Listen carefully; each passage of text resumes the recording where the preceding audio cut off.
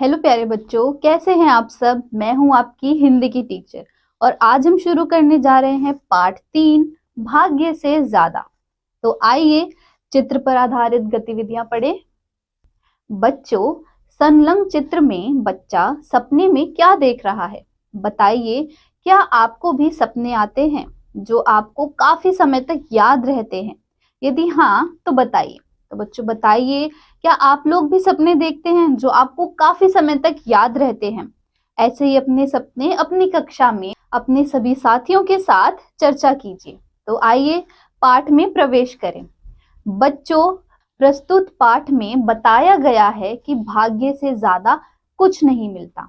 इसमें एक व्यक्ति के भाग्य में सोने की अशर्फियां नहीं लिखी थी, तो उसको सोने की अशर्फियां मिलने के बावजूद भी नहीं मिल पाई क्योंकि ये उसके भाग्य में नहीं था। तो आइए शुरू करते हैं। एक सेठ जी थे जिनके पास काफी दौलत। उन्होंने उस धन से निर्धनों की सहायता की, अनाथ आश्रम एवं धर्मशाला आदि बनवाए। इस दानशीलता के कारण सेठ जी के नगर में काफी ख्याति थी।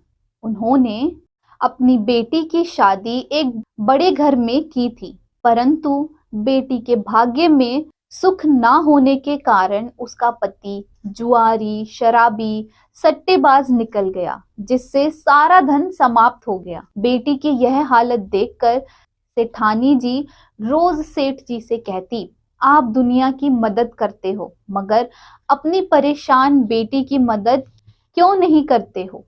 सेठ जी कहते कि भाग्यवान, जब तक बेटी दामाद का भाग्य उदय नहीं होगा तब तक मैं उनकी कितनी भी मदद करूं तो भी कोई फायदा नहीं। जब उनका भाग्य उदय होगा अपने आप सब मदद करने को तैयार हो जाएंगे। परंतु माँ तो माँ होती है, बेटी परेशानी में हो तो माँ को कैसे चैन आएगा? इसी सोच विचार में सेठानी रहती थी कि किस तरह बेटी की आर्थिक मदद करूं। एक दिन सेठ जी घर से बाहर गए कि तभी उनका दामाद घर आ गया।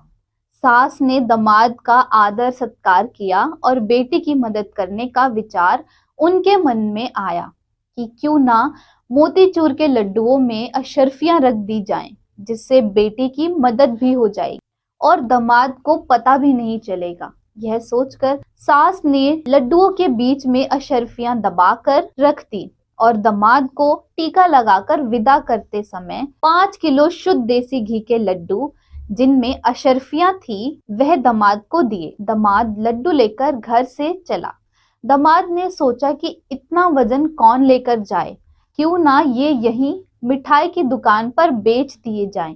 यह सोचकर उसने वह लड्डुओं का पैकेट मिठाई वाले को बेच दिया और पैसे जेब में डालकर चला गया। उधर सेठ जी बाहर से आए तो सोचा कि घर के लिए मिठाई की दुकान से मोतीचूर के लड्डू लेता चलूं, और उन्होंने दुकानदार से लड्डू मांगे। मिठाई वाले ने वही लड्डू का पैकेट सेठ जी को वापस बेच दिया जो उनके दामाद को उसकी सास ने दिया था।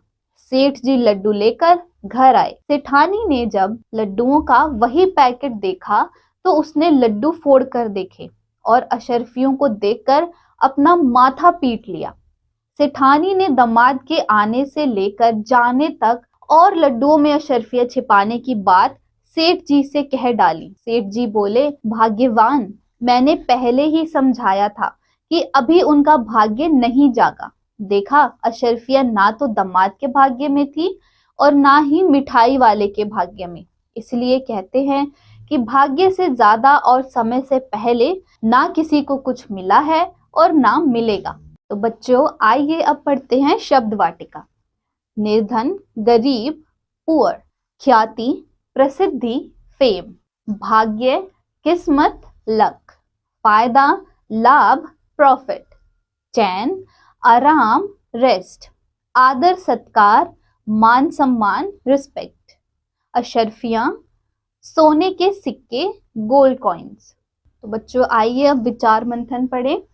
अगर सेठ जी की बेटी का पति शराबी जुआरी ना होता तो क्या होता? तो बच्चों विचार करिए, अगर सेठ जी का दामाद शराबी और जुआरी नहीं होता तो क्या होता? विचार मंथन। क्या होता अगर दामाद लड्डुओं को हलवाई को ना बेचकर अपने साथ अपने घर ले जाता? तो बच्चों बताइए और इसकी चर्चा कीजिए कि अगर ऐसा होता तो क्या होता। क्या होता अगर हलवाई लड्डू तोड़कर देख लेता? बताइए बच्चों, क्या होता अगर हलवाई उन लड्डुओं को तोड़कर देख लेता और उसको सोने की अशर्फियां दिख जाती? बात पते की। किस्मत भी उनका साथ देती है जिनमें कुछ कर गुजरने की हिम्मत होती है। बच्चों, किस्मत भी उन्हीं लोगों का साथ देती है जिनके अंदर कुछ कर गुजरने की हिम्मत होती है। आइए बच्चों, पढ़ते हैं ज्ञानवर्धक तथ्य। समय से पहले और भाग्य से ज्यादा ना कभी किसी को मिला और ना ही मिलेगा, परंतु हम सिर्फ भाग्य के भरोसे नहीं रह सकते। व्यक्ति को अपने जीवन में पुरुषार्थ करना ही पड़ता है।